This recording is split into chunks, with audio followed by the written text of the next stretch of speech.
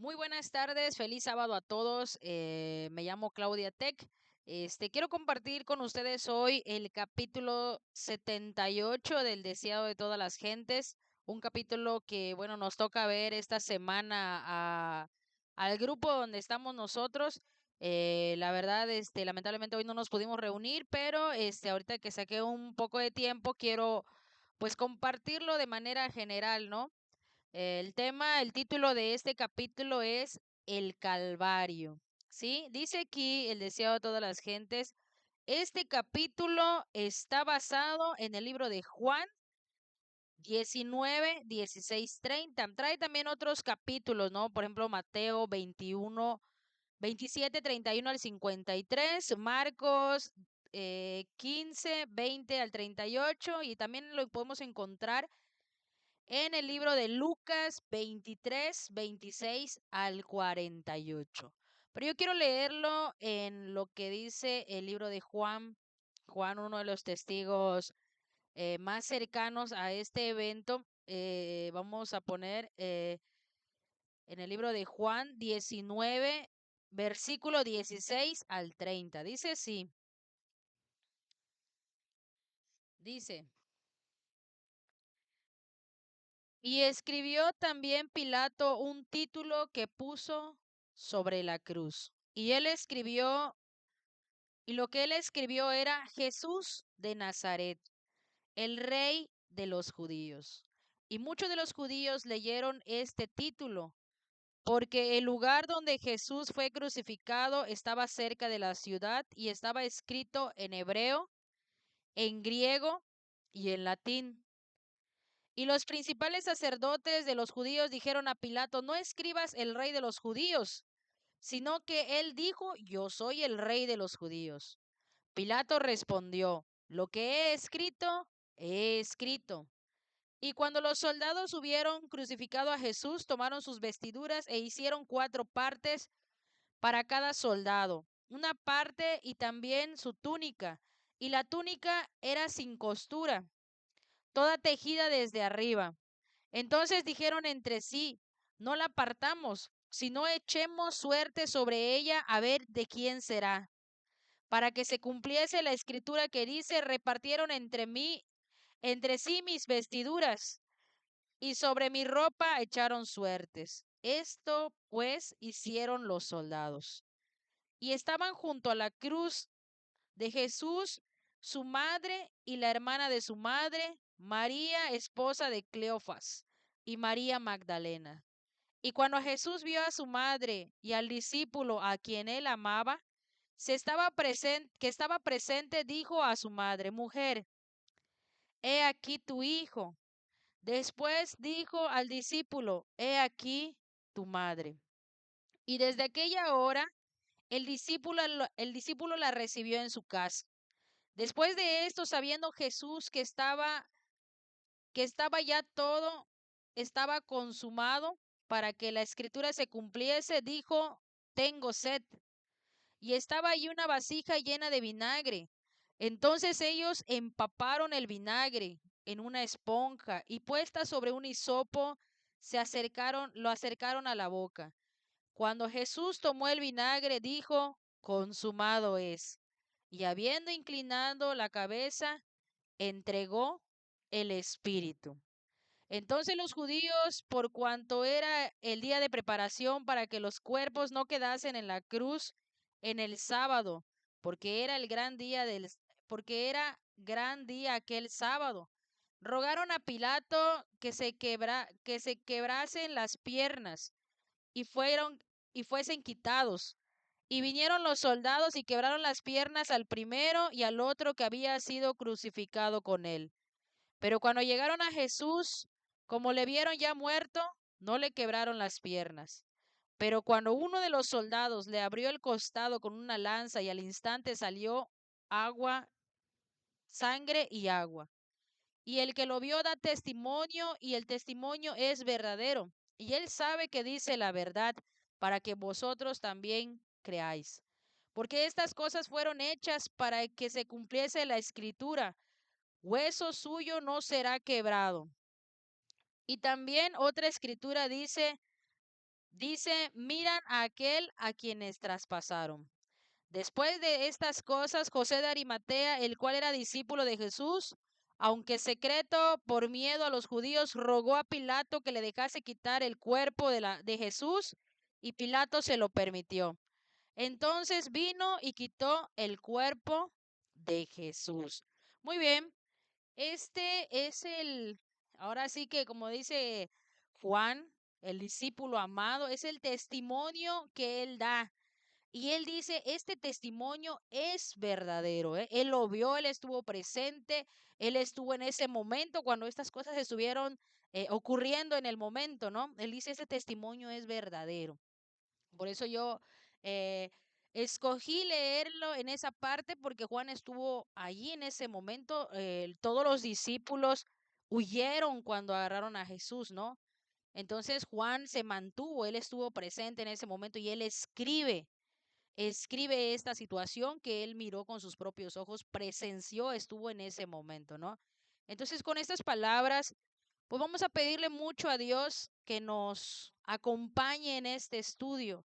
Este estudio es un estudio muy bonito, muy importante, porque el Espíritu de Profecía nos dice que pongamos atención a los eventos finales de la vida de Jesús, que pongamos atención en ese gran sacrificio que Él hizo por cada uno de nosotros.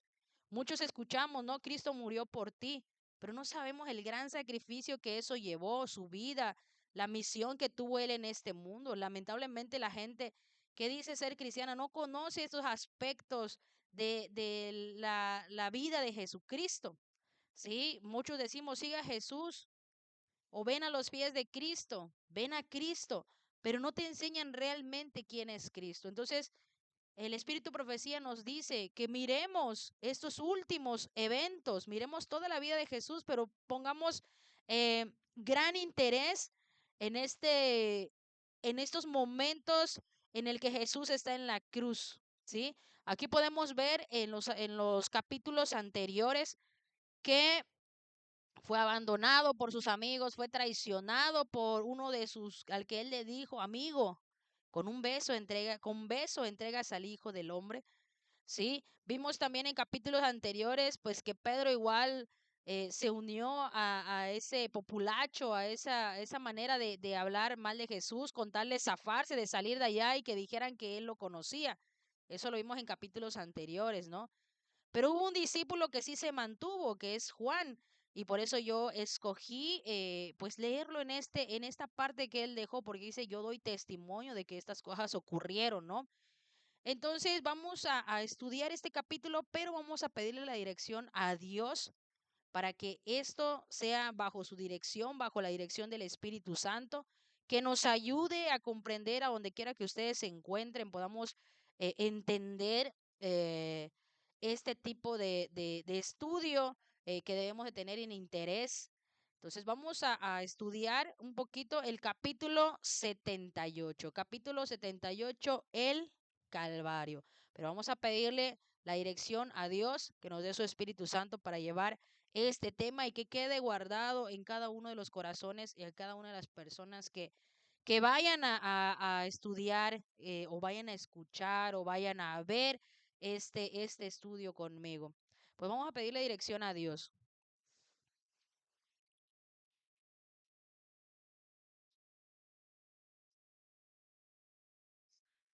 Padre nuestro que estás en los cielos, Señor, te damos gracias. Gracias, Señor, te damos por un día más, por un sábado más, Padre bendito, que estamos reunidos aquí delante de tu presencia, Señor, en tu santo día. Padre Santo, sabemos que delante de tu presencia no somos merecedores, Señor, mas sin embargo tu misericordia y tu amor infinito, Señor, nos permite estar delante de ti. Te pedimos, Padre Santo, en este momento que nos acompañes en el estudio de tu palabra, que no nos abandones, Señor, y que tu Santo Espíritu pueda morar en cada uno de nosotros, los que vayamos a estudiar esto, Señor, que le tengamos un interés, que le tengamos un amor, Señor, a este mensaje que tú tienes, Señor, para tu pueblo. Quédate, Señor, con cada uno de nosotros, con cada uno de los que vayan a leer, Padre.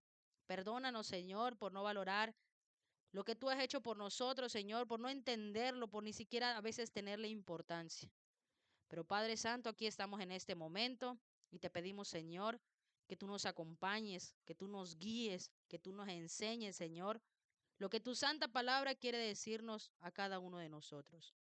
Quédate, Padre Santo, bendito Señor, en el nombre de tu Hijo amado Jesucristo, nuestro Salvador, lo pedimos todo. Amén.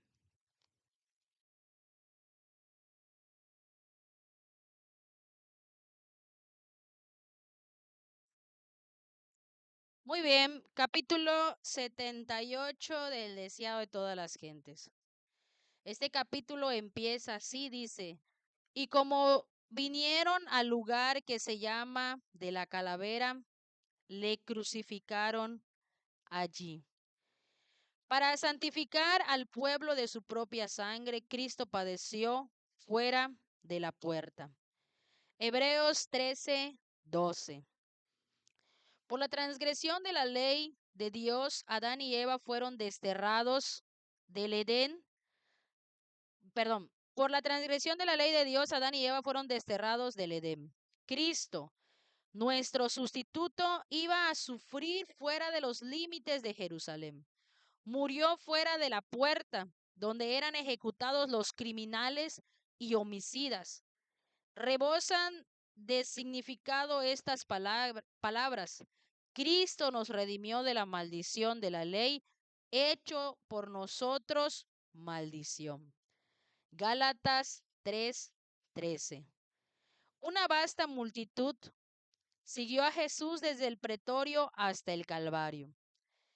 Las nuevas de su condena se habían difundido por toda Jerusalén y acudieron al lugar de su ejecución personas de todas clases y jerarquías. Los sacerdotes y príncipes se habían comprometido a no molestar a los seguidores de Cristo si él les era entregado. Así que los discípulos y creyentes de la ciudad y región circundante pudieron unirse a la muchedumbre que seguía al Salvador. Bueno, aquí vamos a ver esta parte, ¿no? Dice que pues había una promesa, ¿no? Y pues en ese tiempo la gente tenía palabra y cumplía lo que decía. Ellos habían dicho, si se entrega a Jesús, no vamos a seguir a perseguir a sus discípulos, ni a los creyentes, ¿no? Entonces por eso en esta parte Juan se acerca pues a Jesús. Ahorita estuvimos leyendo el texto bíblico y vimos que pues él estuvo cerca, él estuvo presente en ese lugar. Inclusive Jesús le habló a Juan, ¿sí? Cuando le dice, hijo, te entrego a tu madre, ¿no? Y madre, te entrego a tu hijo. Entonces dice aquí, dice, pudieron unirse a la muchedumbre que seguía al Salvador. Al cruzar Jesús la puerta del atrio del tribunal de Pilato, la cruz que había sido preparada para Barrabás fue puesta sobre sus hombros, magullados y ensangrentados. Bueno, para los que no estuvieron en los estudios anteriores, quiero hablar un poquito acerca de esta parte, ¿no? Estuvimos estudiando que Pilato no tuvo la autoridad necesaria ni el valor para libertar a Jesús. Lo mandó con Herodes. Herodes pensó que Jesús era un estafador, ¿no? Porque él quería presenciar un milagro de Jesús y le había dado esa opción a Jesús de que hiciera un milagro y iba a poder ser libertado, ¿no? Pero Jesús no hizo ningún milagro. Entonces se lo regresa otra vez a Pilato y Pilato pues tenía eh, una debilidad, ¿no? Era débil, dice el espíritu de profecía, porque no tenía decisión firme.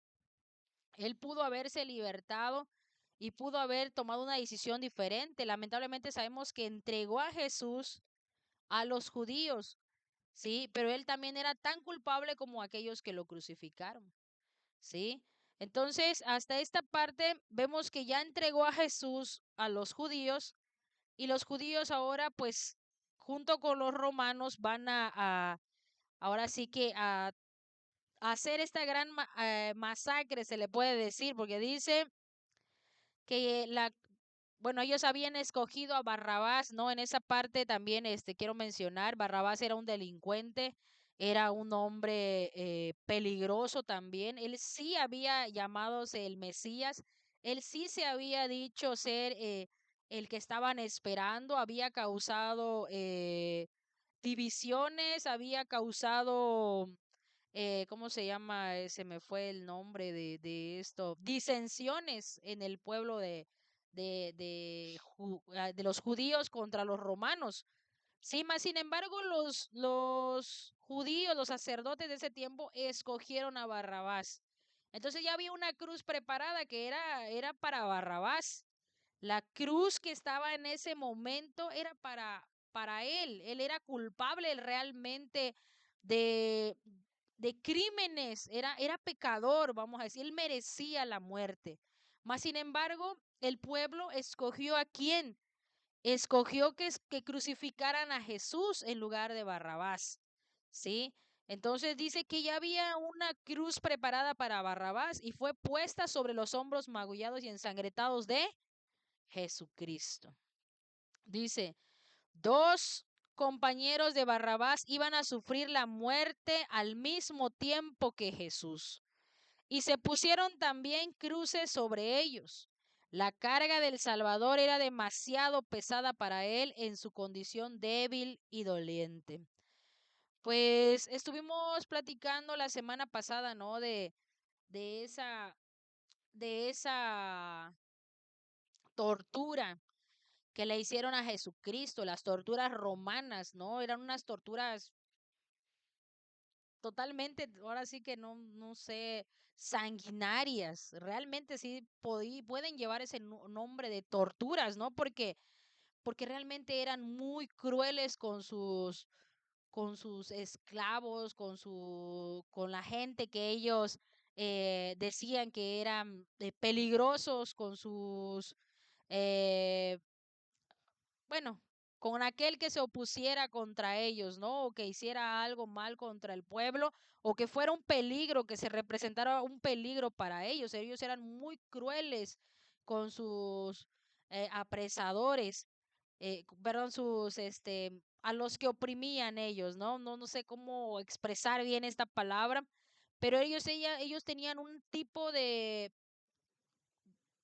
tortura muy cruel hacia la gente que apresaba, ¿sí? Entonces, dice aquí que la cruz ya estaba preparada y dice aquí, pues, que ya Jesús había sido torturado antes, entonces, aún así torturado, perdón, se le pone esa cruz pesada, dice, sobre sus hombros magullados y ensangrentados. Dos compañeros de Barrabás iban a sufrir la muerte al mismo tiempo que Jesús. La carga del Salvador era demasiado pesada para él en su condición, dice, débil y doliente. Desde la cena de Pascua que tomara con sus discípulos no había ingerido alimento ni bebida. En el huerto de Getsemaní había agonizado en conflicto con los agentes satánicos. Había soportado la angustia de la entrega y había visto a sus discípulos abandonarle y huir. Había sido llevado ante Anás y luego a Caifás, después a Pilato. De Pilato había sido enviado a Herodes, lo que tocamos hace ratitos. Luego de nuevo a Pilato. Las injurias habían sucedido a las injurias. Los escarnios a los escarnios. Jesús había sido flageado 2 veces y toda esa noche se había producido una escena tras otra de un carácter capaz de probar hasta lo sumo a un alma humana. La condición que tiene Jesús en este momento no es una condición cualquiera. No solamente tenía dolor físico, sino que dice aquí sus amigos, sus discípulos, lo habían abandonado, su pueblo, esas personas, no todos, no puedo decir que todos, pero sí en su mayoría abandonaron a Jesús. El dolor que Jesús sentía no solamente era un dolor físico, sino que era un dolor emocional, un dolor mental, ¿sí? Estaba sufriendo lo que ahora sí, en el Calvario también, en el huerto de Getsemaní, perdón, estaba agonizando, dice, contra agentes satánicos. Estaba sufriendo una angustia por la entrega que había de recibir, ¿sí? Y que estaba recibiendo también en ese momento, ¿no? Estaba sufriendo en todos los sentidos de la palabra, no solamente tenía un dolor físico, ¿sí? Entonces dice aquí, Cristo no había desfallecido, no había pronunciado palabra que no tendiese a glorificar a Dios. Durante toda la deshonrosa farsa del proceso, se había portado con firmeza y dignidad. Pero cuando después de la segunda flagelación la cruz fue puesta sobre él, la naturaleza humana no pudo soportar más. Jesús cayó desmayado bajo la carga. Bueno, Jesús era 100% humano. ¿Y hasta dónde puede soportar el cuerpo humano un dolor físico, emocional, mental? ¿Sí? Ya no podía más. Que dice aquí que cayó desmayado bajo la carga. La muchedumbre que seguía al Salvador vio sus pasos débiles y tambaleantes, pero no manifestó compasión. Se burló de él y le vilipendió porque no podía llevar la carga pesada de la cruz. Volvieron a poner sobre él la carga y otra vez cayó desfalleciente al suelo. Sus perseguidores vieron que le era imposible llevarla más lejos. No sabían dónde encontrar quien quisiese llevar la humillante carga. Los judíos mismos no podían hacerlo porque la contaminación les habría impedido observar la Pascua. Entre la turba que le seguía no había ni una sola persona que quisiese rebajarse a llevar la cruz. Era una humillación llevar la cruz de un delincuente, ¿no? Entonces, la gente sabía que Jesús no era un delincuente, la mayoría de ellos sabían que Jesús no era un delincuente, mas sin embargo era vergonzoso, ¿no? Querer ayudar a un hombre que para ellos en ese momento era un total delincuente, era humillante. Y aunque ellos sabían de que Jesús no era realmente lo que se decía que era un delincuente, un blasfemo, no tuvieron esa compasión, supongamos, compasión humana, indiferentemente o independientemente si era un delincuente o no, el ser humano deberíamos de tener una compasión por nuestro prójimo, sentir ese dolor del prójimo como que si nosotros estuviéramos en ese lugar. Mas sin embargo el corazón se endurece tanto que ya no nos damos cuenta, ¿no? De que no hay amor en nosotros. Entonces ellos no sintieron esa compasión, no ayudaron a Jesús. Sí, dice aquí, ¿por qué también? Porque no se querían contaminar para la fiesta de Pascua. ¿Sí? En ese momento dice un forastero, Simón Cirineo, que volvía del campo, se encontró con la muchedumbre, oyó las burlas y las palabras soeces de la turba, oyó las palabras repentinas con desprecio. Abrid paso para el rey de los judíos. Se detuvo asombrado ante la escena y y como y como expresara su compasión, se apoderaron de él. Y como expresaba su compasión, se apoderaron de él y colocaron la cruz sobre sus hombros. Aquí vemos a un hombre, dice forastero, o sea, no estaba por allá, pero dice aquí que él sí sintió compasión. El pueblo judío era el que era escogido por Dios, era el que más decía tener a Dios en su vida, mas sin embargo no conocía lo que realmente Dios es. Dios es compasión, es misericordioso, es amor, tardo para la ira, dice su palabra, y grande en misericordia y benignidad. El pueblo que decía ser el pueblo de Dios no sabía ni sentía lo que es la compasión, más para un hombre justo, ¿sí? Entonces un hombre que es forastero tuvo compasión de Jesús y esto lo vieron los soldados y dijeron, no, pues entonces tú vas a llevar la cruz, tú le vas a ayudar a Jesús a llevar la cruz. Dice aquí, hablando de Simón, Simón había oído hablar de Jesús. Sus hijos creían en el Salvador, pero él no era discípulo. Resultó una bendición para él llevar la cruz al Calvario.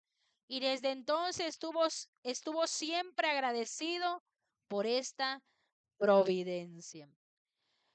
Esta parte cuando yo la leí me gustó mucho, porque a veces lo que pareciera ser malo para nosotros tiene una providencia divina, ¿sí?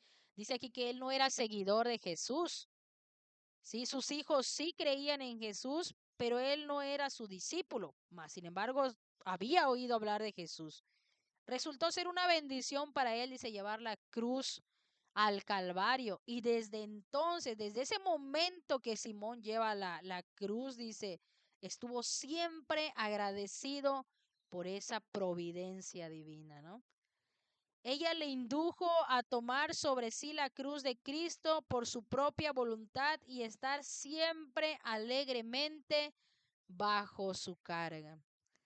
Había no pocas mujeres sobre la multitud que seguía al inocente a su muerte cruel. Su atención estaba fija en Jesús. Algunas de ellas le habían visto antes. Algunas habían llevado a sus enfermos y dolientes. Otras habían sido sanadas. Al oír el relato de las escenas que acababan de acontecer, se asombraron por el odio de la muchedumbre hacia aquel por quien su propio corazón se enternecía y estaba por quebrantarse.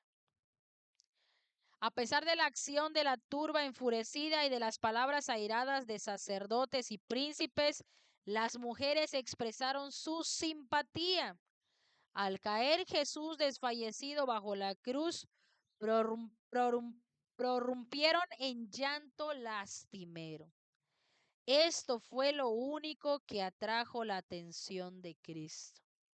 Aunque abrumado por el sufrimiento, mientras llevaba los pecados del mundo, no era indiferente a la expresión del pesar. Mire nada más qué amor tan hermoso de Jesús, que en su sufrimiento, dice, él también sentía la compasión del que sufría. Dejaba él su propio sufrimiento para enfocarse en el sufrimiento de su prójimo. Dice aquí en esta parte, dice, miró a estas mujeres con tierna compasión. No eran creyentes en él. Sabía que no le compadecían como enviado de Dios, sino que eran movidas por sentimientos de compasión humana, perdón.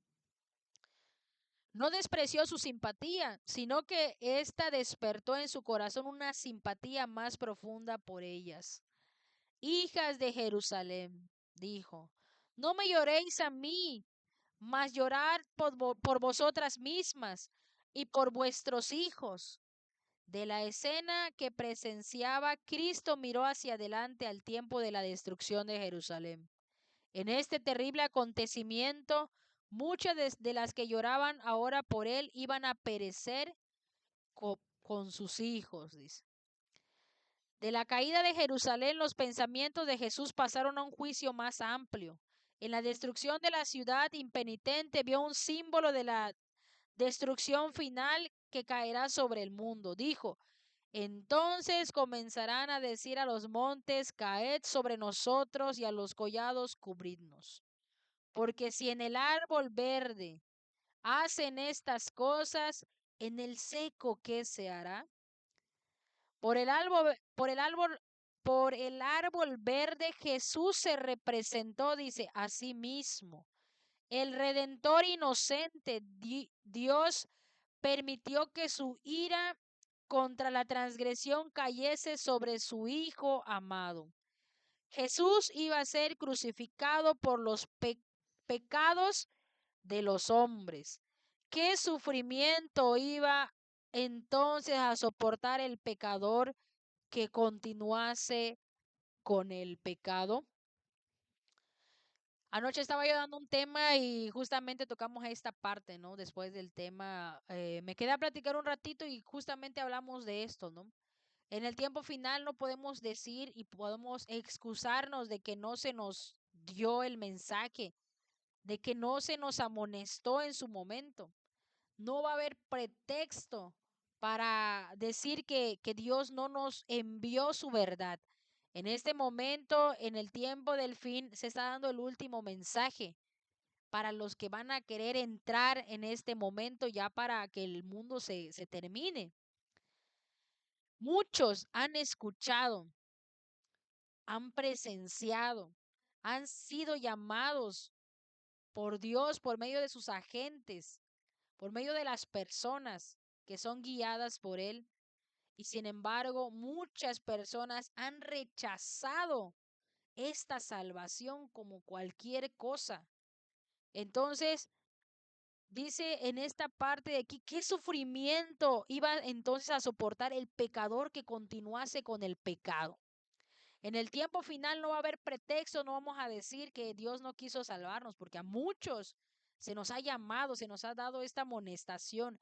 Y si continuamos con nuestro pecado, si seguimos viviendo una vida doble, si seguimos haciendo lo que no debemos de hacer, lo que a Dios le desagrada, lo que Dios no aprueba, teniendo la ley, teniendo la palabra en nuestra mano, teniendo esos ejemplos, esos milagros, esa gente que hemos visto y hemos sido testigos también de los cambios que Dios ha hecho en su vida, viendo que Él tiene poder, no podemos decir que fue injusto cuando nos toque nuestro merecido. No vamos a poder decir, ay, es que Él fue injusto, nunca supe, nunca. Entonces no va a haber pretextos. Inclusive dice un libro, diremos, justo eres en todos tus caminos, Rey de los santos.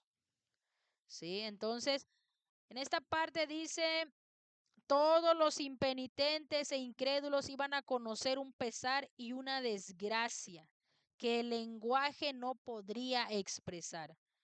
Entre la multitud que siguió al Salvador hasta el Calvario, habían muchos que le habían acompañado con gozosos hosanas y agitando palmas mientras entraba triunfante en Jerusalén.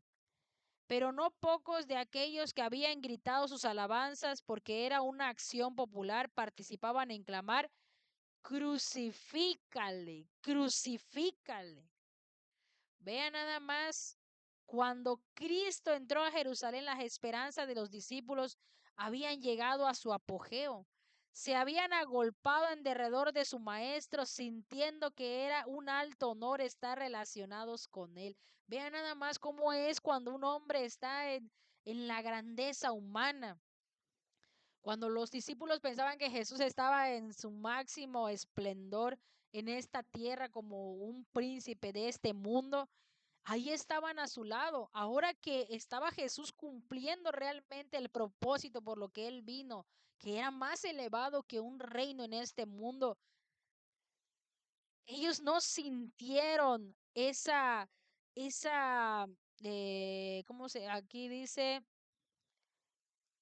No sintieron ese gran honor como cuando sintieron que Jesús iba a tener un reino en este mundo, cuando realmente el honor que debieron de sentir era cuando Jesús estaba realmente cumpliendo el propósito no solamente para un reino del mundo, sino para todos los reinos de este mundo y de los que existen, porque Él es el Rey de Reyes y Señor de Señores.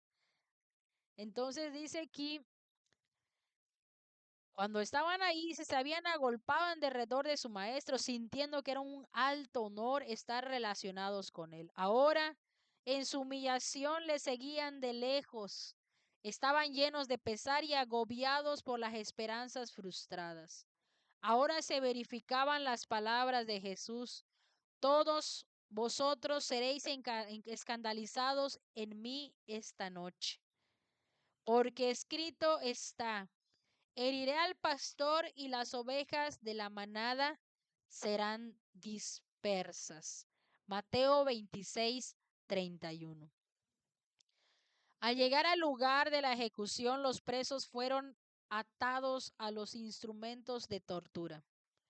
Los dos ladrones se debatieron en las manos de aquellos que le ponían sobre la cruz, pero Jesús no ofreció resistencia. La madre de Jesús, sostenida por el amado discípulo Juan, había seguido las pisadas de su hijo hasta el Calvario. La había visto desmayar bajo la carga de la cruz y había anhelado sostener con su mano la cabeza herida y bañar la frente que una vez se reclinara en su seno. Pero se había negado después de este triste privilegio.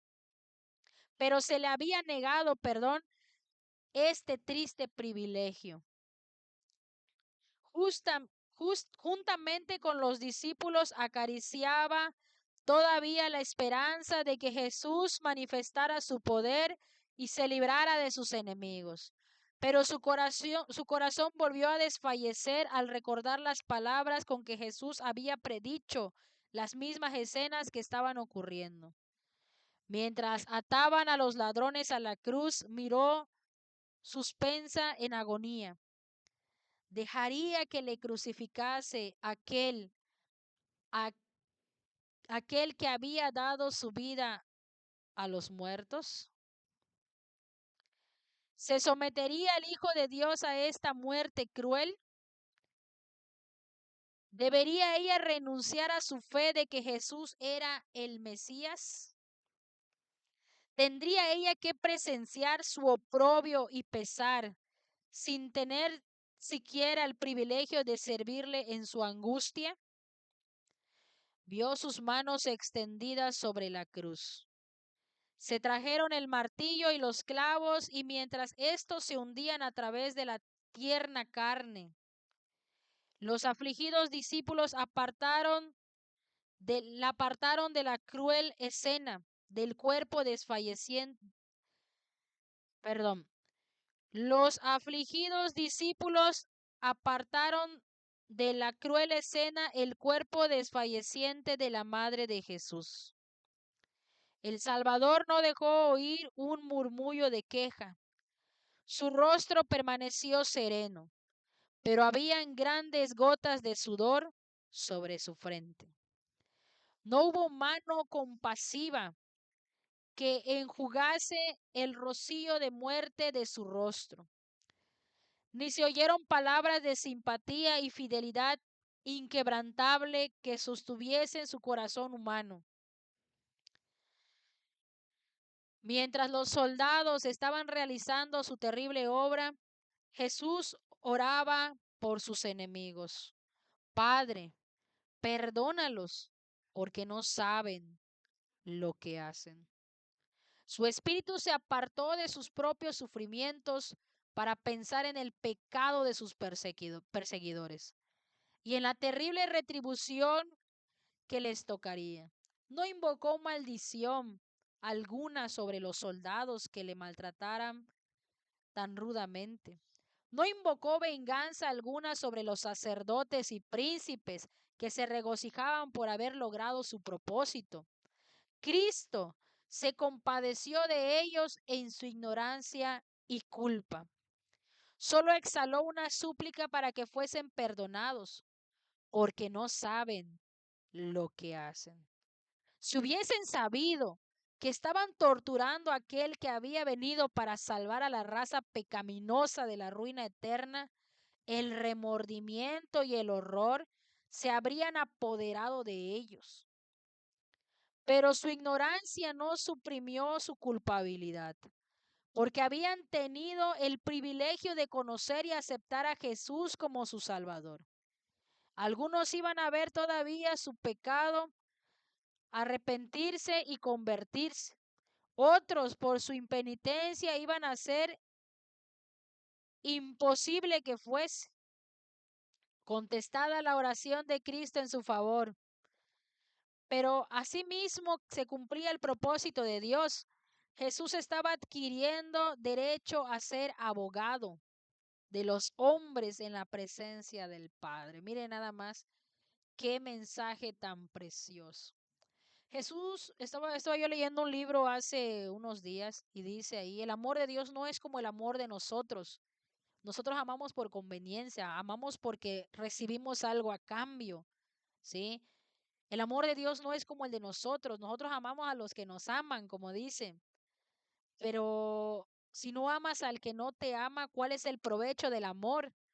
Entonces, el amor verdadero, el amor que viene de Dios es el que de aquel que ama a su enemigo, ¿sí? Esa es la enseñanza, una de las enseñanzas más grandes de Jesús, Romanos 5:8, que aún siendo pecadores, Cristo murió por nosotros, ¿sí? Aún siendo los enemigos, porque todo aquel que hace pecado es enemigo de Dios, mas sin embargo, siendo enemigos de Dios en su momento, fuimos perdonados, fuimos aceptados y hemos sido siempre amados por un Dios de amor, de un amor incomparable, de un amor que solo podemos llegar a conocer cuando realmente llegamos a conocer a Dios. Muchos dicen, por ejemplo, anoche me dijeron, ¿no?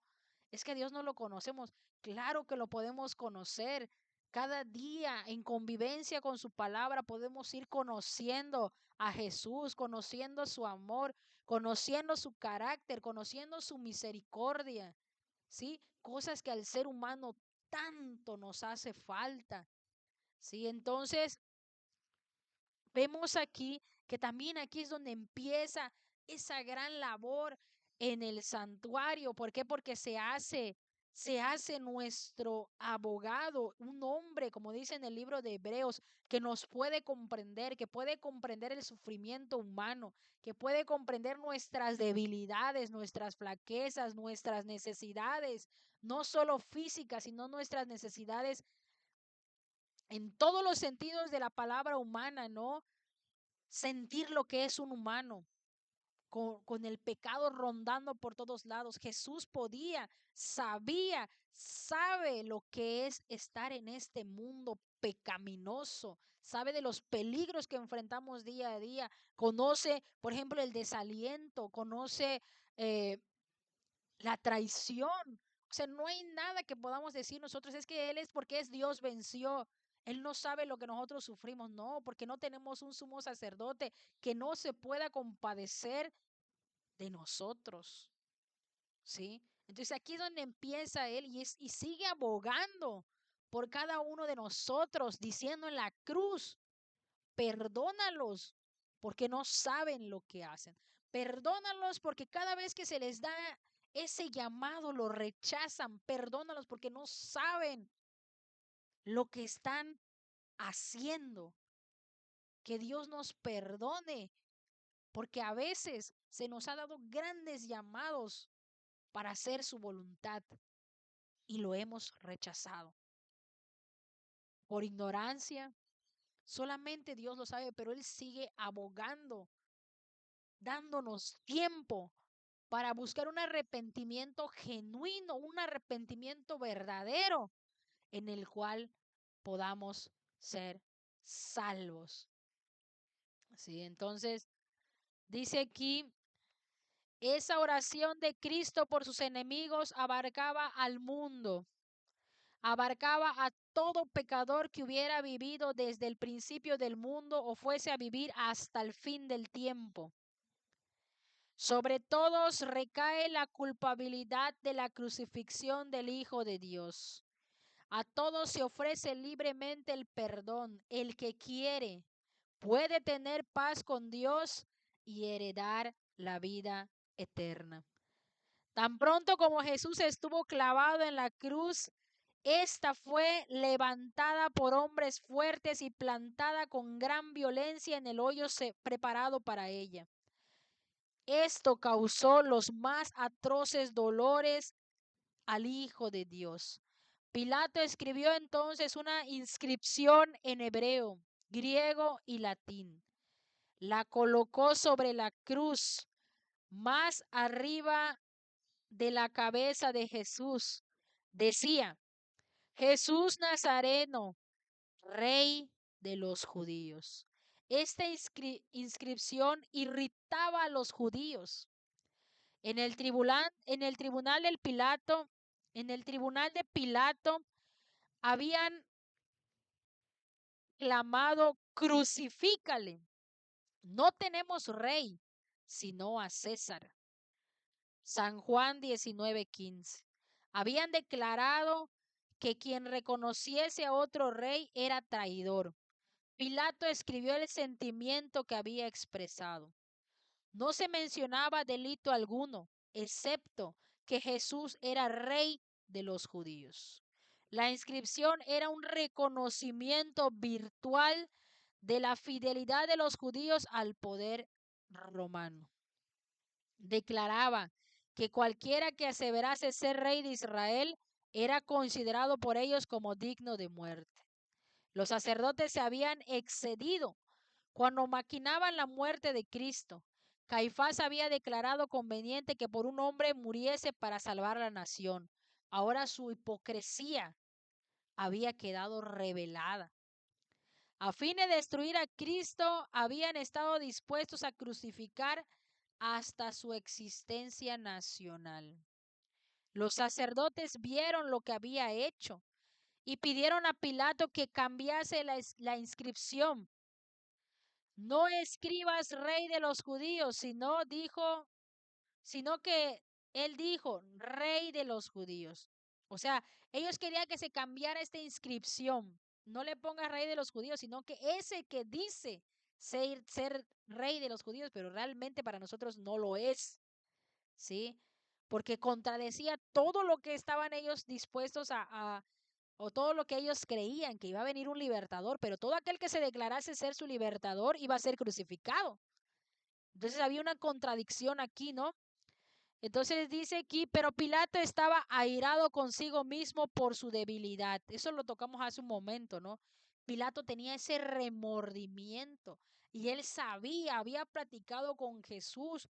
El Espíritu Santo trabajó con él para convencerlo y hacerle ver no solamente su debilidad, sino que Jesús era el Mesías. Dios trabajó de muchas maneras, inclusive dice en capítulos anteriores de lo que leímos, de lo que estudiamos, que Jesús oró y esa oración fue escuchada. Estuvo a punto de revelarle la verdad a Pilato, a un hombre pagano, mas sin embargo no se pudo debido a la debilidad de decisión de Pilato. Entonces aquí él estaba irado consigo mismo, estaba enfurecido por su falta de decisión. Y él dijo, pues lo que ya puse, lo que he escrito, lo he escrito. ¿Sí? Dice aquí, Pilato estaba irado consigo mismo por su debilidad anterior y despreciaba cabalmente a los celosos y arteros sacerdotes y príncipes. Un poder superior a Pilato y a los judíos había dirigido la colocación de esta inscripción sobre la cabeza de Jesús.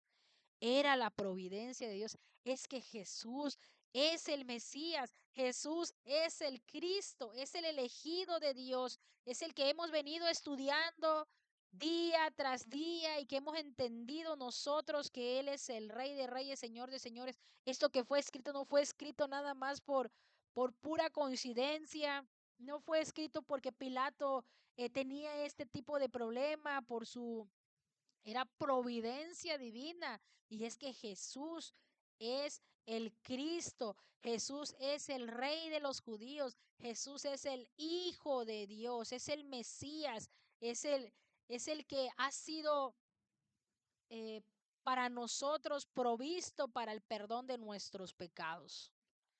¿Sí? Entonces dice, era una verdad viva transcrita por una mano que Dios había guiado.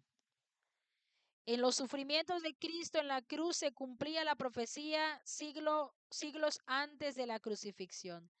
El Salvador había predicho el trato que iba a recibir. Dijo, porque perros me han rodeado, hame cercado cuadrilla de malignos, horadaron mis manos y mis pies. Contar puedo todos mis huesos. Ellos miran considerándome. Partieron entre sí mis vestidos, y sobre mi ropa echaron suerte. Salmo 22, 16 al 18. La gente piensa que todo esto es coincidencia y muchos dicen, no, pues es que la Biblia fue escrita por humanos. Ciertamente fue escrita por humanos, pero fue inspirado por Dios. En esta parte, antes de la crucifixión de Cristo, antes de lo que iba a suceder, ya estaba escrito, porque tenemos un Dios verdadero que dice, sécase la hierba, marchítase la flor, mas la palabra del Dios nuestro permanece para siempre. Lo que Dios dice se hace, lo que Dios dice se cumple, lo que Él sabe que va a pasar se ejecuta tal cual. Él es el que ve el presente, el pasado, el futuro, porque Él está fuera de este tiempo. Entonces aquí podemos ver que esto ya estaba escrito desde antes. Y si ya estaba escrito desde antes, ¿por qué no se pudo reconocer al Mesías? Lo mismo pasa en este tiempo. ¿Por qué no podemos reconocer qué tiempo estamos viviendo? ¿Por qué no nos damos cuenta de las atrocidades que este mundo está empezando o ya está más bien terminando de hacer? Porque viene Cristo ya. Cuando digan paz y seguridad, entonces vendrá destrucción repentina. El mundo, los humanos han perdido su identidad, han perdido todo aquello que Dios ha querido para ellos. Han despreciado, han desechado todo lo que Dios ha querido por su bien, para nuestro bien, porque también me incluyo, soy pecadora, tan pecadora. Le pido mucho a Dios que nos ayude porque solamente Él lo puede hacer. Entonces, tenemos que reconocer qué tiempo estamos viviendo, qué es lo que estamos haciendo, por qué estamos desperdiciando tanto. Tenemos que aprender a reconocer para poder accionar y que no nos pase como pasó en los tiempos en los cuales crucificaron a Jesús, que habiendo escritos anteriores, que habiendo mucha evidencia de que Él era el Cristo, ignoramos lo que está pasando, lo que ya pasó, lo que ha sido escrito para nosotros, para nuestro tiempo. La profecía concernía, la profecía concerniente a sus vestiduras fue cumplida sin consejo ni intervención de los amigos o los enemigos del crucificado. Su ropa había sido dada a los soldados que la habían puesto en la cruz. Cristo oyó las disputas de los hombres mientras se repartían las ropas entre sí. Su túnica era tejida sin costura y dijeron, no la partamos, sino echemos suerte sobre él, ¿de quién será? En esta profecía el Salvador declaró, la afrenta ha quebrantado mi corazón y estoy acongojado y esperé quien se compadeciese de mí y no lo hubo. Consoladores y ninguno hallé. Pusiéronme además hiel por comida y en mi sed me dieron a beber vinagre. Salmo 69, 20 al 21. Era permitido dar a los que sufrían la muerte de cruz una poción estupefaciente que amortiguase la sensación del dolor. Esta poción fue ofrecida a Jesús, pero al probarla la rehusó. No quería recibir algo que turbase su inteligencia. Su fe debía aferrarse a Dios. Era su única fuerza. Enturbiar su sentido sería dar una ventaja a Satanás. Los enemigos de Jesús desahogaron su ira sobre él mientras pendía de la cruz. Sacerdotes, príncipes y escribas se unieron a la muchedumbre para burlarse del Salvador moribundo.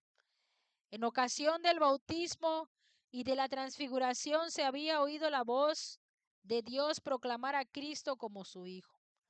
Nuevamente, precisamente antes de la entrega de Cristo, el Padre había hablado y atestiguado su divinidad, pero ahora la voz del cielo callaba. Ningún testimonio se oía en favor de Cristo. Solo sufría los ultrajes y las burlas de los hombres perversos. Si eres hijo de Dios, decían, desciende de la cruz, sálvese así, si este es el Mesías, el escogido de Dios. En el desierto de la tentación, Satanás había declarado, si eres el Hijo de Dios, di a estas piedras que se hagan pan. Si eres el Hijo de Dios, échate abajo, desde el pináculo del templo. Mateo 4, 3, 6. Y Satanás con ángeles suyos, en forma humana, estaban presentes al lado de la cruz. El gran enemigo y sus huestes cooperaban con los sacerdotes y príncipes. Está impresionante esta lectura porque ellos pueden tomar forma humana. Estaban allá y ellos mismos se unían con los sacerdotes para oprimir más con las palabras al Hijo de Dios. Los maestros del pueblo habían incitado a la turba ignorante a pronunciar juicio contra uno a quien muchos no habían mirado hasta que les instó a que dieran testimonio contra él. Los sacerdotes, los príncipes, los fariseos y el populacho empedernido estaban confederados en un frenesí satánico. Los dirigentes religiosos se habían unido con Satanás y sus ángeles.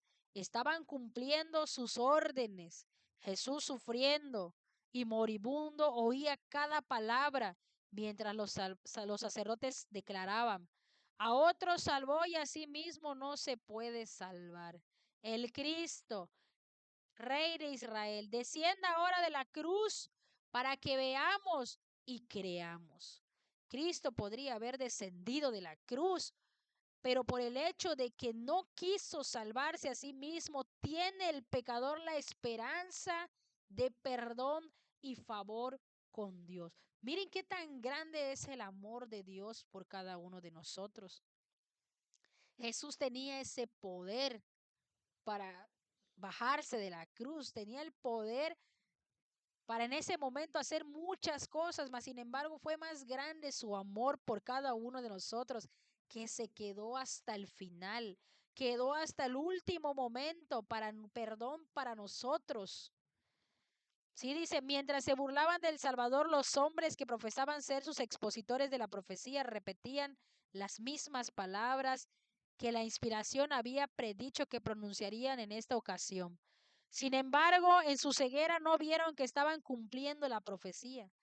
Los que con irrisión dijeron, confío en Dios, libérela ahora si le quiere, porque se ha dicho, soy el Hijo de Dios. No pensaron que su testimonio repercutiría a través de los siglos, pero aunque fueron dichas en son de burla, estas palabras indujeron a los hombres a escudriñar las escrituras como nunca lo habían hecho antes. Hombres sabios oyeron, escudriñaron, reflexionaron y oraron. Hubo quienes no descansaron hasta que por la comparación de un pasaje de la escritura con otro, vieron el significado de la misión de Cristo.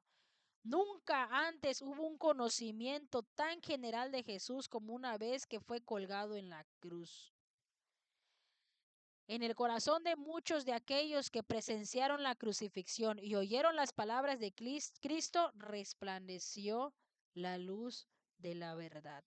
Todo lo que pasa en este mundo tiene un propósito, inclusive que pareciera que no. Muchos hombres en el último momento que no habían creído en Jesús, en este momento cuando él ya está en apariencia, no, pues para los discípulos y para todos, ya había perdido todo. Muchos se dieron cuenta que él era el que estaba ganando en ese momento. ¿Por qué? Porque estaba ganando el perdón de nuestros pecados. Durante su agonía sobre la cruz llegó a Jesús un rayo de consuelo. Fue la petición de un ladrón arrepentido. Los dos hombres crucificados con Jesús se habían burlado de él al principio.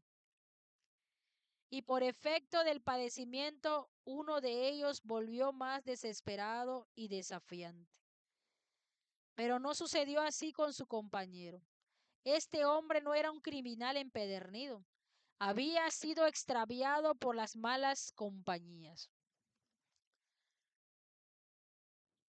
Esta parte me acordó de algo de que estuve platicando ayer con una persona, ¿no?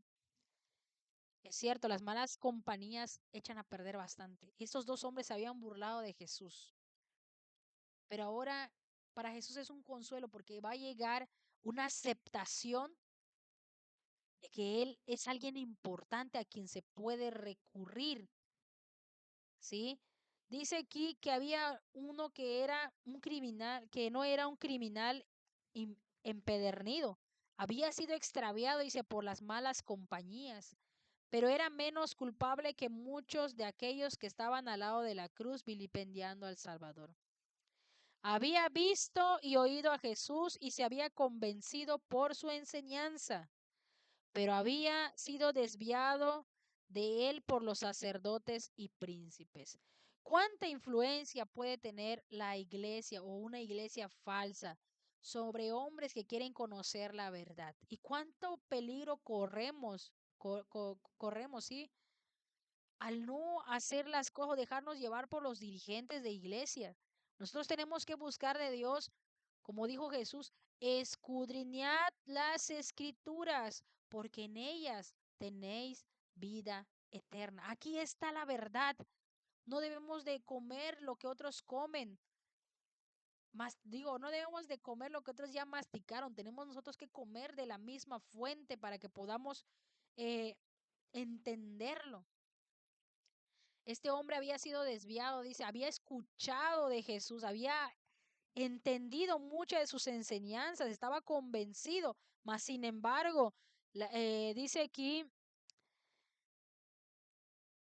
se había desviado por los sacerdotes y príncipes, procurando ahogar su convicción, se había hundido más y más en el pecado, hasta que fue arrestado, juzgado como un criminal y condenado a morir en la cruz. En el tribunal y en el camino al Calvario había estado en compañía de Jesús. Había oído a Pilato declarar ningún crimen hallo en él. Juan 19:4. Había notado su porte divino y el espíritu compasivo del perdón que manifestaba hacia quienes le atormentaban. En la cruz vio a los muchos que hacían una gran profesión de religión sacarle la lengua con escarnio y ridiculizar al Señor Jesús. Miren todo lo que este hombre, al que llamaban pecador, al que llamaban delincuente, al que llamaban criminal, vio, notó, observó este hombre, cómo la iglesia se comportaba contra un hombre sin pecado, sin culpa, sin nada. Dice aquí, dice, le sacaban la lengua con escarnio, lo ridiculizaban. ¿Quiénes? Vio la cabeza que sacudían, oyó cómo su compañero de culpabilidad repetía las palabras de reproche. Si tú eres el Cristo, sálvate a ti mismo y a nosotros. Entre lo, entre lo, entre los que pasaban, oía a muchos que defendían a Jesús. Le oía repetir sus palabras y hablar de sus obras. Penetró de nuevo en su corazón la convicción de que él era el Cristo. Volviéndose hacia su compañero culpable, dijo, ni aún tú temes a Dios estando en la misma condenación. Los ladrones moribundos no tenían ya nada que temer de los hombres, pero uno de ellos sentía la convicción de que había un Dios a quien temer. Su futuro se debía hacerle un futuro que debía hacerle temblar. Y ahora, así como se hallaba todo manchado por el pecado, se veía a punto de terminar la historia de su vida. Esta parte está impresionante. ¿Hasta qué punto de nuestra vida debemos de llegar cuando nos demos cuenta que no podemos retroceder? ¿A qué punto de nuestra vida debemos de llegar que nos demos cuenta que no todo gira alrededor del ser humano, alrededor del hombre, alrededor de las riquezas, alrededor de todas las cosas que este mundo ofrece, para darnos cuenta que va a llegar un momento en el que tendremos que enfrentar el juicio de Dios, que existe un Dios todopoderoso al cual daremos cuentas de nuestras acciones. Este hombre reflexionó en el último momento de su vida al darse cuenta que iba a rendirle cuentas a Dios. Dice aquí, nosotros a la verdad juntamente padecemos, gimió, porque recibimos lo que merecieron muchos de nuestros hechos. Mas ningún mal hizo, nada ponía ya en tela de juicio. No expresaba dudas ni reproches. Todo lo que había visto este hombre lo había convencido. Todo lo que había escuchado este hombre había terminado de convencerlo. O sea, tampoco, miren, mucha gente piensa que podemos arrepentirnos, vivir una vida libre de maldad, de pecado y al último momento arrepentirnos. Pero este hombre no fue así. Aquí en el análisis de esta vida de este hombre, dice, él había escuchado, había estudiado, había leído, era una persona que tenía una base para terminar de creer. No creemos en un solo momento. Es algo que lleva tiempo para poder ir reafirmando nuestra fe. La fe, de fe en fe, dice la escritura, vamos creciendo. ¿Sí?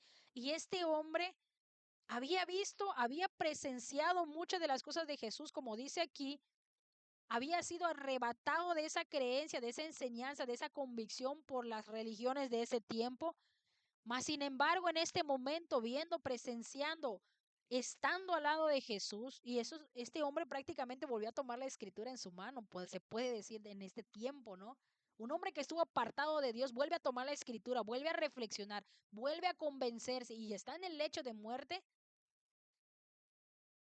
Allá puede haber un arrepentimiento genuino, pero no es un arrepentimiento que viene de la noche a la mañana, de que ya hice todo y al final del momento de mi vida, aunque no conocía a Jesús, me arrepiento de todo lo que hice. Eso a veces no es arrepentimiento, sino que se convierte en remordimiento. Y tenemos que tener cuidado con esas dos cosas. Una cosa es remordimiento por las cosas que no pude hacer o las que hice mal o las que no hice. Y otro puede ser un arrepentimiento genuino porque yo conocía y reconozco mi pecado, reconozco mis acciones, reconozco que he hecho mal porque yo sé lo que es bueno y lo que es malo, porque lo he estudiado, porque lo he escudriñado, porque lo he visto. Una cosa es el remordimiento y otra cosa es la aceptación para el perdón, reconocimiento para poder ser perdonados. Dice, em, dice, nada podía ya nada ponía en tela de juicio, no expresaba dudas ni reproche. Al ser condenado por su crimen, el ladrón se había llenado de desesperación, pero ahora brotaban en su mente pensamientos extraños, impregnados de ternura. Recordaba todo lo que había oído decir acerca de Jesús, cómo había sanado a los enfermos y perdonado el pecado. Había oído las palabras de los que creían en Jesús y le seguían llorando. Había visto y leído el título puesto sobre la cabeza del Salvador. Había oído a los transeúntes repetirlo, algunos con labios temblorosos y afligidos, otros con escarnio y burla. El Espíritu Santo iluminó su mente y poco a poco se fue eslabonando la cadena de la evidencia. En Jesús magullado, escarnecido y colgado en la cruz, vio al Cordero de Dios que quita el pecado de todo el mundo. La esperanza se mezcló con la angustia de su voz, mientras que su alma desamparada se aferraba a un Salvador moribundo. Señor, acuérdate de mí, exclamó, cuando vinieres en tu reino. Prestamente llegó la respuesta. El tono era suave y melodioso, y las palabras llenas de amor, compasión y poder. De cierto te digo hoy, estarás conmigo en el paraíso. Durante largas horas de agonía El vilipendio y el escarnio habían herido los oídos de Jesús. Mientras pendía de la cruz, subía hacia él el ruido de las burlas y maldiciones. Con corazón anhelante había escuchado para oír alguna expresión de fe de parte de sus discípulos. Había oído solamente las tristes palabras. Esperábamos que Él era el que había de redimir a Israel.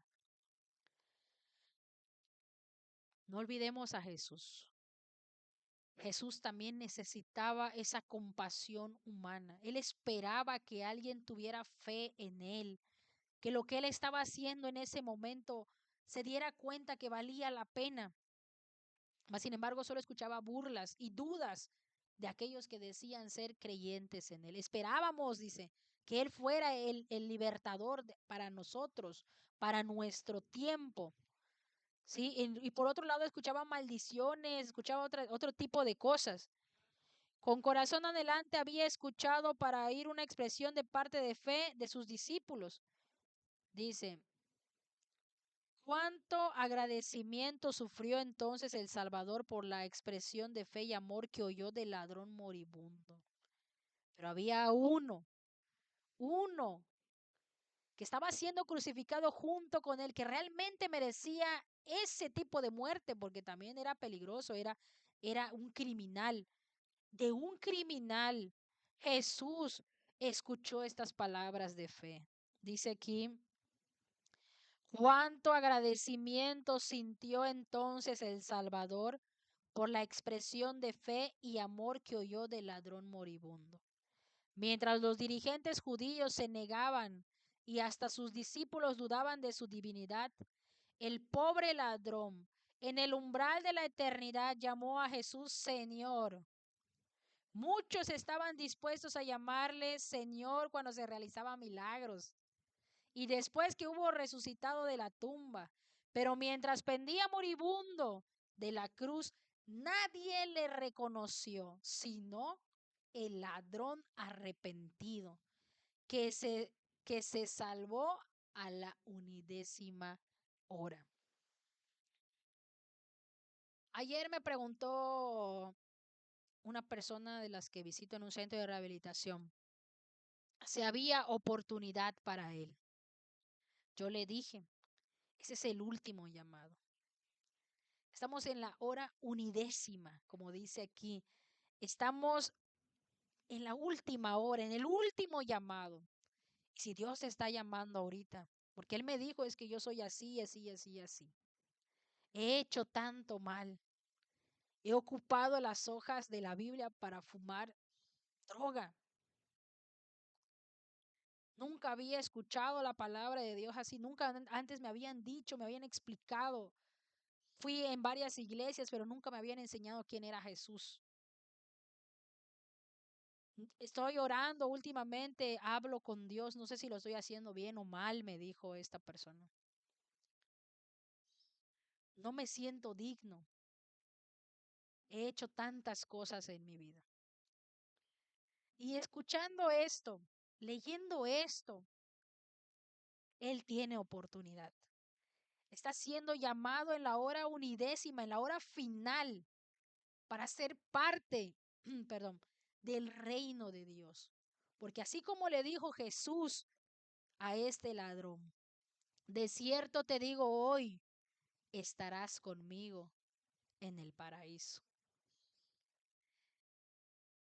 ¿Qué esperanza podemos darle a aquellos que en el momento todavía tienen la oportunidad de arrepentirse, que todavía pueden en la última hora buscar ese reino que ha sido ofrecido a todo hombre, a todo habitante de este mundo? Los que estaban cerca de ahí oyeron las palabras del ladrón cuando llamaba a Jesús, Señor. El tono del hombre arrepentido llamó su atención. Los que al pie de la cruz hablaban estando disputándose la ropa de Cristo y echando suerte sobre su túnica, se detuvieron a escuchar. Callaron las voces airadas. Con el aliento en suspenso miraron a Cristo y esperaron la respuesta de aquellos labios moribundos. Qué escena para aquellos que se mofaban de Jesús. Qué escena para aquellos hombres que estaban presenciando esta conversación. Un hombre en el último momento de su vida, cuando ya no tenía nada que perder, aceptando a Jesucristo para la salvación eterna. Disculpa, me ando un poquito con gripa. Un hombre que está aceptando a Jesús sabiendo que su reino no pertenece de este mundo. Qué contemplación más grande de estos hombres que se mofaban de él, que se burlaban de él. Mientras pronunciaba las palabras de promesa, la oscura nube que parecía rodear la cruz fue atravesada por una luz viva y brillante. El ladrón arrepentido sintió la perfecta paz de la aceptación por Dios. En su humillación, Cristo fue glorificado. El que ante nuestros, el que ante otros ojos parecía vencido, era el vencedor. Fue reconocido como el expiador del pecado. Los hombres pueden ejercer poder sobre su cuerpo humano. Pueden herir sus santas sienes con la corona de espina. Pueden despojarle de su vestidura y disputársela en el reparto. Perdón. Pero no pueden quitarle su poder de perdonar pecados. Al morir, da testimonio de su propia divinidad para la gloria del Padre. Su oído se ha agravado al punto de no poder oír, ni se ha acortado su brazo para no poder salvar. En su derecho real salvar hasta lo sumo de todos los que por él se allegan a Dios. Hasta el último momento, Jesús ejerce esa gran obra por la cual él vino a este mundo. Hasta ese último momento, Jesucristo, nuestro Salvador, hace su trabajo, aún desfalleciente, aún adolorido, aún con todo en su contra. Él no deja de cumplir a lo que él vino. Y aunque a los suyos vino y los suyos no le reconocieron, no le recibieron, Jesús se compadeció de cada uno de nosotros, se compadeció del ladrón, así como se puede compadecer de cada uno de nosotros si lo buscamos.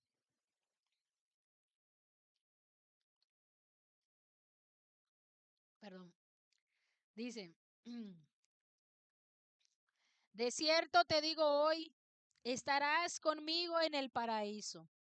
Cristo no prometió que el ladrón estaría en el paraíso ese día.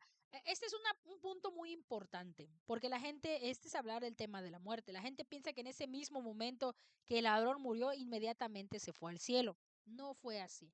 Se le dio la promesa que llegará el momento, hoy te estoy diciendo, es lo que dice Jesús, que vas a estar conmigo en el paraíso.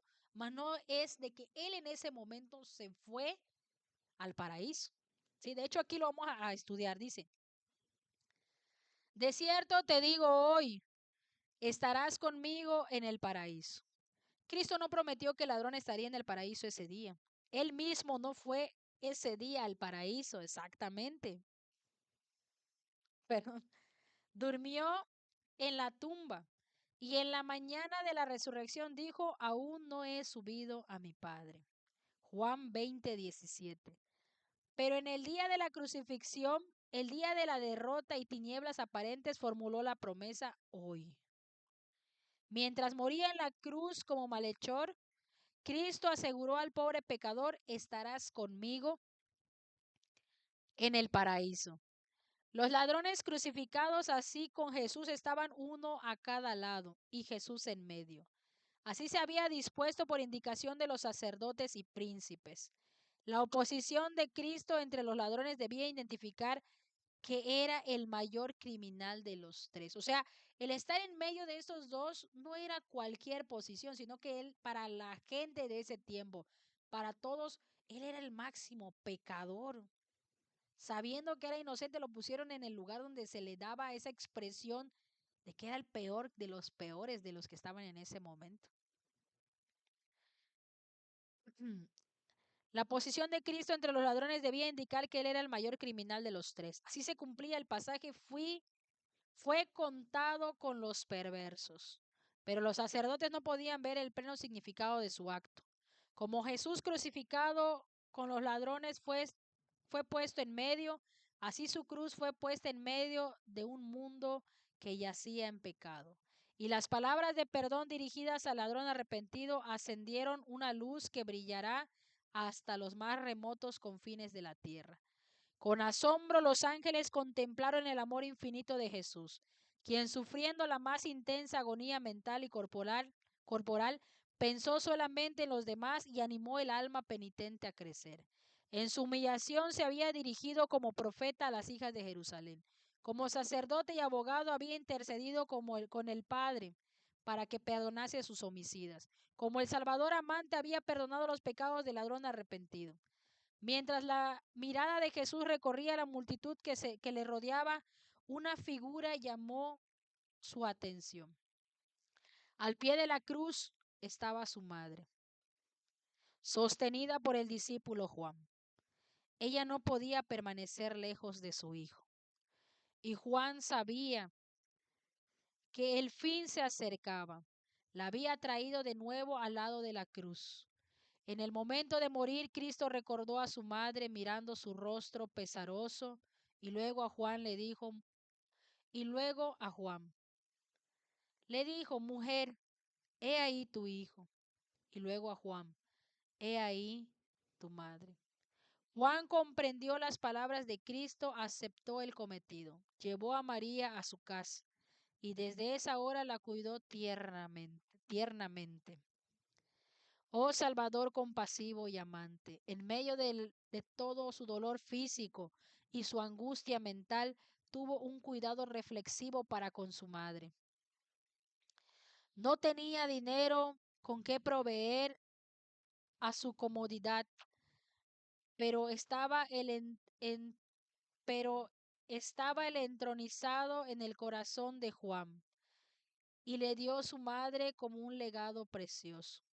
Así le proveyó lo que más necesitaba, la tierna simpatía de quien la amaba porque ella amaba a Jesús. Al recibirla como un sagrado cometido, Juan recibía una gran bendición. Le recordaba constantemente a su amado Maestro. Ay, qué bonita historia, la verdad. Acordémonos también que María fue la que fue enseñando a Jesús desde sus rodillas cuando él era un niño. Y esto dice, fue de beneficio también para Juan, fue de gran bendición. ¿Por qué? Porque le recordaba constantemente a su amado maestro. Fue María la que estuvo tantos años conviviendo con Jesús, fue quien le enseñó, fue quien lo fue preparando aquí, humanamente hablando, para su cometido, eh, para su supervivencia en esta tierra, para su cuidado como cuando una mamá cuida a su hijo, ¿no? Porque era su madre. Entonces, eh, todo ella tenía muchas cosas que contarle a Juan y fue de bendición para él tomarla. ¿Por qué? Porque eh, ahora sí que sabía que Jesús se la estaba dejando encargada. Sí, que la apoyara, que la ayudara en este tipo de momentos en el cual pues él ya no iba a estar. No iba a estar físicamente hablando, porque pues él dice, he aquí yo estoy con vosotros todos los días hasta el fin del mundo. O tal vez también lo dijo en ese momento, porque recordemos también que va a resucitar Jesús. Cristo vive, como dice la iglesia, como dice la palabra de Dios, Cristo vive hasta el día de hoy. El perfecto ejemplo del amor filial de Cristo resplandece con brillo siempre vivo a través de la neblina de los siglos.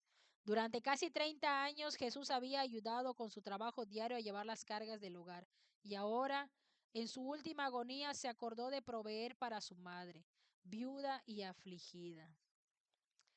Ah, sí.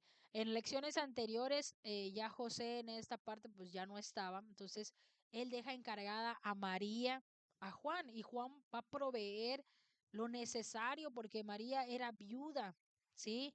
Y pues con esta pérdida de Jesús en el aspecto humano, una aflicción, ¿no? El mismo espíritu se verá en todo discípulo del Señor. Los que siguen a Cristo sentirán que es parte de su religión respetar a sus padres y cuidar de ellos. Jesús ha sido nuestro gran ejemplo en todo tipo de situación. Y en una de las cosas en las cuales Jesús también nos da ejemplo, porque la escritura dice, porque ejemplo os he dado, para que como yo he hecho, vosotros también hagáis. Uno de los ejemplos que nos está dando en este momento también es que debemos de cuidar de nuestros padres. Ese es un grado de cristianismo que deberemos demostrar, ¿sí? Un respeto a nuestros padres. Deberíamos, dice, los que siguen a Cristo, los que dicen ser llamados cristianos, sentirán que es parte de su religión respetar a sus padres y cuidar de ellos. Los padres y las madres nunca dejarán de recibir cuidado reflexivo y tierna simpatía de parte del corazón donde se alberga el amor de Cristo. El Señor de gloria estaba muriendo en rescate por la familia humana. Al entregar su propia vida, Cristo no fue sostenido por un gozo triunfante. Todo era lobreguez opresiva. No era el temor de la muerte lo que le agobiaba. No era el dolor ni la ignominia de la cruz lo que le causaba agonía inefable. Cristo era el príncipe de los dolientes, pero su sufrimiento venía del sentimiento de la malignidad del pecado, el conocimiento de que por la familiaridad con el mal, el hombre se había vuelto ciego a su enormidad. Cristo vio cuán terrible es el dominio del pecado sobre el corazón humano y, y cuán pocos estarán dispuestos a desligarse de su poder. Sabía que sin la ayuda de Dios la humanidad tendría que perecer y vio a las multitudes perecer teniendo a su alcance ayuda abundante. Sobre Cristo como sustituto y garante fue puesta nuestra iniquidad, la iniquidad de todos nosotros. Fue contado por transgresor, a fin de que pudiese redimirnos a fin de que pudiese redimirnos de la condenación de la ley. La culpabilidad de cada descendiente de Adán abrumó en su corazón. La ira de Dios contra el pecado, la terrible manifestación de su desagrado por causa de la iniquidad, llenó constantemente el alma de su Hijo. Toda su vida, Cristo había estado proclamando un mundo caído, las buenas nuevas de misericordia y el amor perdonador de su Padre. Su tema era la salvación aún en el principal de los pecadores. Pero en estos momentos, sintiendo el terrible peso de la culpabilidad que lleva, no puede ver el rostro reconciliador de su Padre. Al sentir el Salvador que de él se retraía el semblante divino de esta hora de la suprema angustia, atravesó su corazón un pesar que nunca podrá comprender plenamente el humano. Jesús nunca había vivido fuera de la presencia de su Padre, fuera de la presencia de Dios, pero el pecado que estaba cargando estaba haciendo esa gran separación entre él y su Padre. Esto era algo que no podía comprender y creo que ninguno de nosotros vamos a poder comprender mientras estemos vivos, porque a final de cuentas Dios permanece con nosotros y más que tenemos un abogado presente, dice aquí, no lo podemos comprender nunca. Tan grande fue esa agonía que apenas le dejaba sentir el dolor físico. El dolor físico para Jesús en ese momento de la separación de Dios mismo, de Dios Padre, hacía que se le olvidara todo ese dolor físico. Era más importante esa pena, esa agonía que él estaba sintiendo en ese momento. Con fieras tentaciones, Satanás torturaba el corazón de Jesús. El Salvador no podía ver a través de los portales de la tumba. La esperanza no le presentaba su salida del sepulcro como vencedor ni le hablaba de la aceptación de su sacrificio por el Padre. Temía que el pecado fuese tan ofensivo para Dios que su separación resultase eterna. Sintió la angustia que el pecador sentiría cuando la misericordia no interceda más por la raza culpable. En el sentido del pecado que atraía la ira del Padre sobre él como sustituto del hombre, fue lo que hizo tan amarga la copa que bebía el Hijo de Dios y quebró su corazón. Con asombro, los ángeles presenciaron la desesperada agonía del Salvador. Las huestes del cielo velaron sus rostros para no ver el terrible espectáculo. La naturaleza inanimada expresó simpatía por su autor insultado y moribundo. El sol se negó a brillar, el sol se negó a mirar la terrible escena. Sus rayos brillantes iluminaban la tierra a mediodía cuando de repente parecieron borrarse. Como fúnebre mortaja, una obscuridad completa rodeó la cruz. Fueron hechas tinieblas sobre la tierra hasta la hora de nona, la hora novena. Estas tinieblas que eran tan profundas como la medianoche, sin luna ni estrellas, no se debían a ningún eclipse ni a otra causa natural. Era el testimonio milagroso dado por Dios para confirmar la fe de las generaciones ulteriores. En la densa oscuridad se ocultaba la presencia de Dios. Él hace de las tinieblas su pabellón y oculta su gloria de los ojos humanos. Dios y sus santos ángeles estaban al lado de la cruz. El Padre estaba con su Hijo. Sin embargo, su presencia no se reveló. Dios nunca dejó a Jesús. Si su gloria hubiese fulgurado de la noche, habría quedado destruido todo espectador humano. En aquella hora terrible, Cristo no fue consolado por la presencia del Padre. Pisó solo el lagar y del pueblo no hubo nadie con él. Con esa densa oscuridad, Dios veló la última agonía humana de su Hijo. Todos los que habían visto a Cristo sufrir estaban convencidos de su divinidad. Ese rostro, una vez contemplado por la humanidad, no sería jamás olvidado. Así como el rostro de Caín expresaba su culpabilidad de homicida y el rostro de Cristo revelaba su inocencia, serenidad, benevolencia, la imagen de Dios, Dios hecho carne. Pero sus acusadores no quisieron prestar atención al sello de Dios. Durante largas horas de agonía, Cristo había sido mirado por la multitud escarnecedora. Ahora le ocultó misericordiosamente el manto de Dios. Un silencio sepulcral parecía haber caído sobre el Calvario. Un terror sin nombre dominaba la muchedumbre que estaba rodeando la cruz. Las maldiciones y los vilipendios quedaron a medio pronunciar. Hombres, mujeres y niños cayeron postrados al suelo. Rayos vividos fulguraban ocasionalmente de la nube y dejaban ver la cruz y el Redentor crucificado. Sacerdotes, príncipes, escribas, verdugos y la turba, todos pensaron que había llegado su tiempo de retribución. Después de un rato, alguien murmuró que Jesús bajaría ahora de la cruz. Algunos intentaron regresar a tientas a la ciudad, golpeándose el pecho y llorando de miedo. A la hora nona, las tinieblas se elevaron de la gente, pero siguieron rodeando al Salvador. Era un símbolo de la agonía y el horror que pasaban sobre su corazón. Ningún ojo podía atravesar la lobreguez que rodeaba la cruz.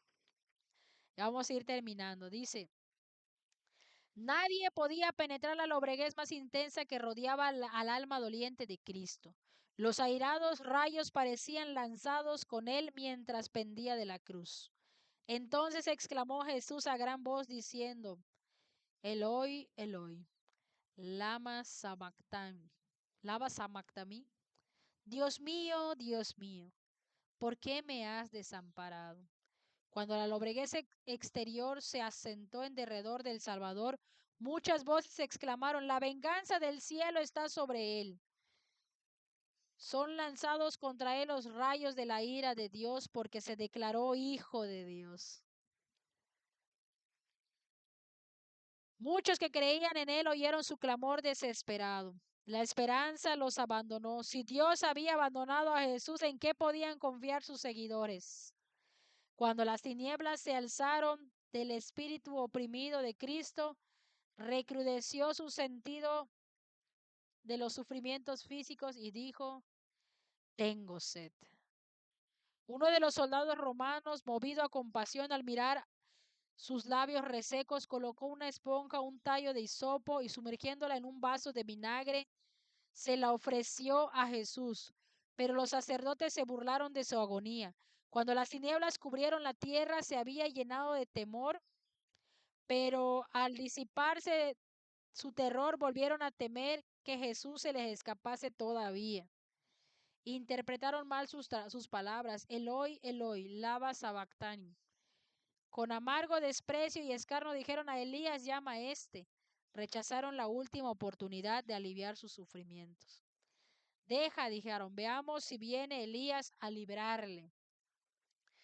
El Inmaculado Hijo de Dios pendía de la cruz, su carne estaba lacerada por azotes, aquellas manos de tantas veces que se habían extendido para bendecir, estaban clavadas en el madero. Aquellos pies tan incansables en, en los ministerios de amor estaban también clavados en la cruz. Esa cabeza real estaba herida por la corona de espinas. Aquellos labios temblorosos formulaban clamores de dolor. Y todo lo que sufrió, las gotas de sangre que cayeron de su cabeza, sus manos y sus pies, la agonía que torturó su cuerpo, la inefable angustia que llenó su alma al ocultarle el rostro de su padre. Había a cada hijo de la, habla a cada hijo de la humanidad y declara, por ti consciente el Hijo de Dios en llevar esta carga de culpabilidad. Por ti saquea el dominio de la muerte y abre las puertas del paraíso. El que calmó las airadas ondas y estuvo sobre la cresta espumosa de las olas, el que hizo temblar a los demonios y huir de la enfermedad, el que abrió los ojos de los ciegos y devolvió la vida a los muertos, se ofrece como sacrificio en la cruz, y esto por amor a ti y a mí. El expiador del pecado soporta la ira de la justicia divina y por causa tuya se hizo pecado. En silencio, los espectadores miraron el fin terrible de la escena. El sol resplandecía, pero la cruz estaba todavía rodeada de tinieblas. Los sacerdotes y los príncipes miraban hacia Jerusalén, y he aquí una nube densa se había sentado sobre la ciudad y las llanuras de Judea. El sol de justicia, la luz del mundo, retiraban sus rayos de Jerusalén, la que una vez fuera la ciudad favorecida. Los fieros rayos de la ira de Dios estaban dirigidos contra la ciudad condenada. De repente, la lobreguez se apartó de la cruz y en tonos claros como trompeta que parecían repercutir por toda la creación, Jesús exclamó, consumado es. Padre, en tus manos encomiendo mi espíritu. Una vez una luz circunció la cruz y el rostro del Salvador brilló con una gloria como la del sol. Inclinó entonces la cabeza sobre el pecho y murió. Entre las terribles tinieblas, aparentemente abandonado de Dios, Cristo había apurado las últimas heces de la copa de la desgracia humana. En esas terribles horas había confiado en la evidencia de que antes recibiera de que era aceptado por su Padre. Conocía el carácter de su Padre, comprendía su justicia, su misericordia y su gran amor. Por la fe confió en aquel a quien había sido siempre su placer obedecer. Y mientras sumiso se confiaba a Dios, desapareció la sensación de haberle pedido el favor de su Padre. Perdón, dice, desapareció la sensación de haber perdido el favor de su Padre. Por la fe, Cristo venció.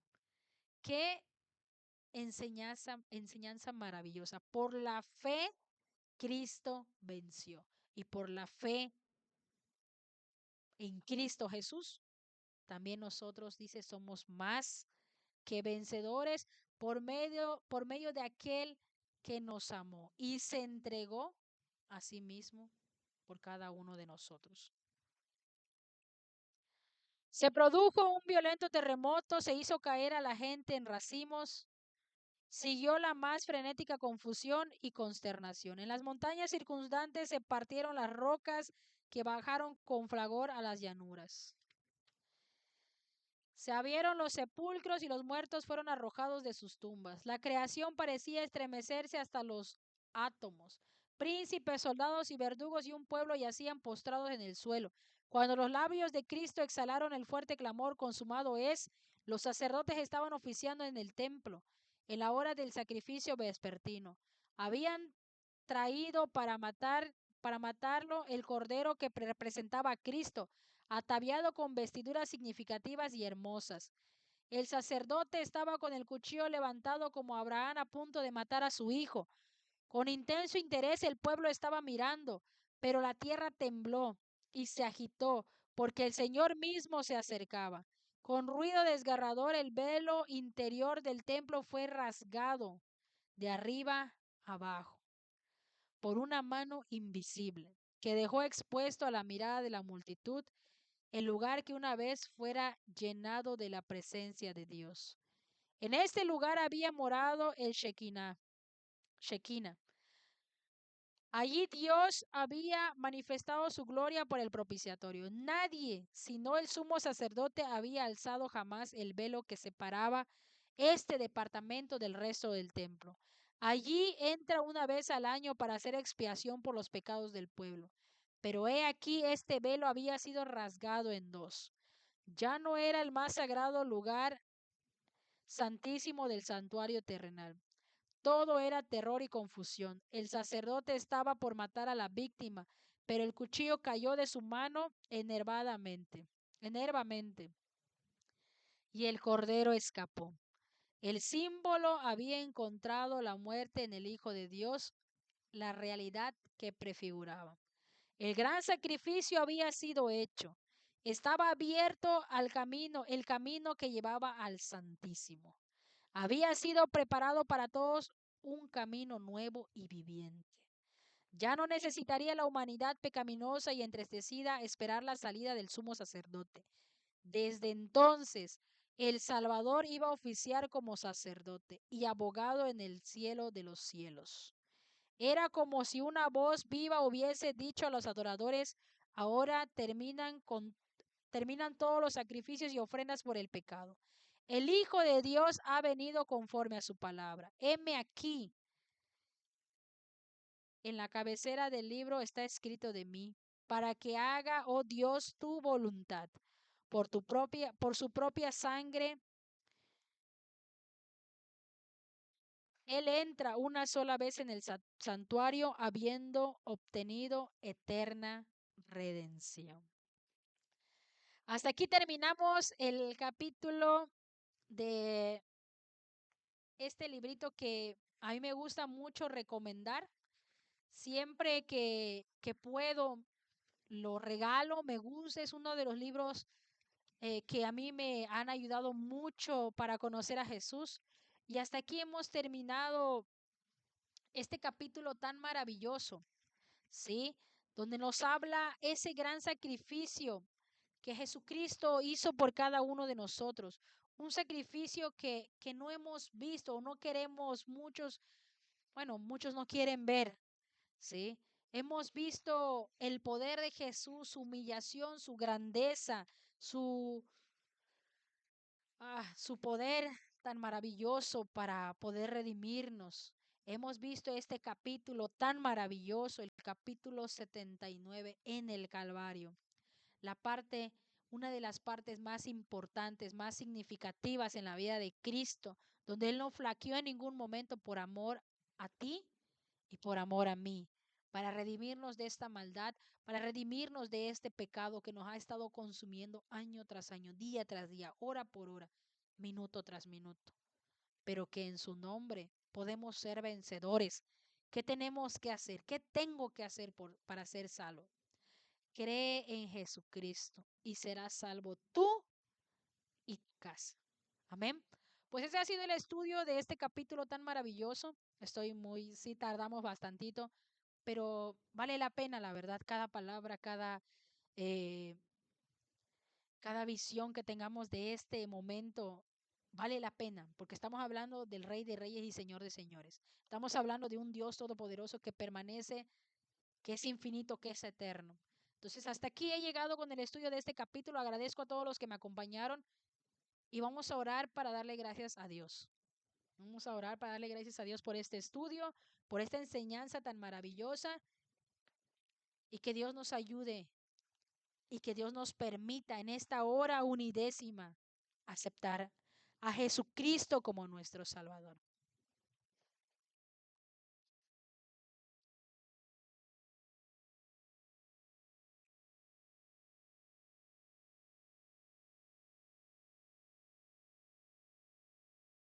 Padre nuestro que estás en los cielos, te damos gracias, Señor, por esta enseñanza, por esta palabra, Señor, que nos has dejado, Señor, a través de los siglos. Te agradecemos, Padre Santo, porque tu palabra es verdad. Te pedimos, Señor, que ilumines nuestras conciencias, que nos ayudes, que tu Espíritu Santo pueda trabajar en cada uno de nosotros. Danos, Señor, la salvación. Ayúdanos, Padre Santo, a tener en cuenta, Padre, todo lo que has hecho por nosotros. Ayúdanos, Señor, a seguir a Jesucristo, nuestro Salvador. Que podamos entregarnos completamente a Él.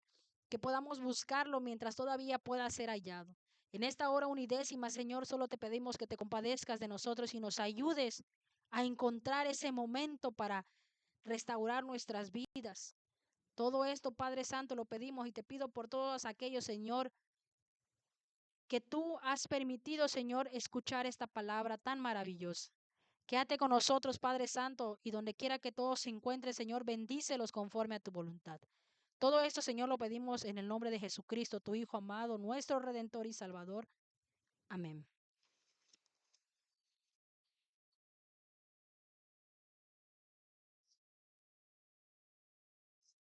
Bueno, pues este fue el estudio del capítulo del deseo a todas las gentes. Estoy agradecida con cada uno de ustedes. Espero que lo puedan ver completo. Vale la pena, como les vuelvo a repetir. Y que Dios nos ayude, que Dios nos bendiga, que Dios nos ilumine cada día y que nos perdone por las tantas veces que hemos rechazado a Jesús. Que Dios nos acompañe. Muchas gracias.